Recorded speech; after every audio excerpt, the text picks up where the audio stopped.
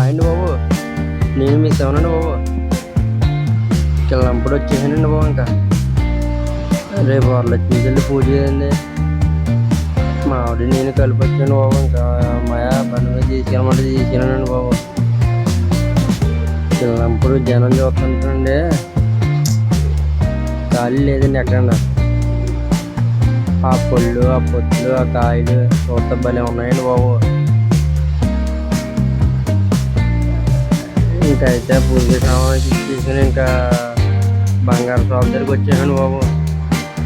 ఇంకా రూపించుకోవాలిగాండి. ఇంకా రూపించుకుందండి 1500లో ఫోన్పే చేసామా అంటే ఫోన్పే చేసేయని పనిలో ఉంటుంది. కానీ ఇక్కడ అవుతుందా లేదనో నా పొరాలు నేను పడుతున్నానండి. ఇక్కడ నెట్ అవ్వద్దండి.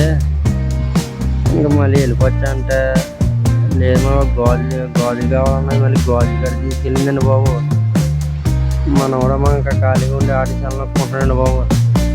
స్టేట్ గారు సర్లే ఇంకా చూసిందండి, నప్పలేదండి. మళ్ళీ లోపలికి వెళ్ళంటే లోపలికి వెళ్ళిందండి బాబు.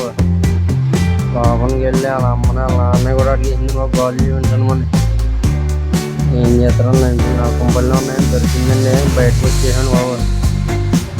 బయటకు వచ్చేసిన తర్వాత వెళ్ళిపోవచ్చు అంటే లేదు, మరి పత్రిక ఇచ్చుకోవాలన్నదండి బాబు. మళ్ళీ సర్లే మళ్ళీ పత్రిక అన్నది. కానీ మళ్ళీ పత్రిక కాడికి అలా పని దూరకుంటా వెళ్ళానండి. దాని రోజులు పత్రిక ఇచ్చుకున్నానండి బాబు. 30 రూపాయలు కట్టండి బాబు. సర్లే వెళ్ళిపోవచ్చు అంటే సరే మా వెళ్ళిపోవచ్చాను. ఇంకా బయట వెళ్ళామండి. తెల్లంగా ఆగి టింకి తాగండి బయట వెళ్ళిపోతున్నాను.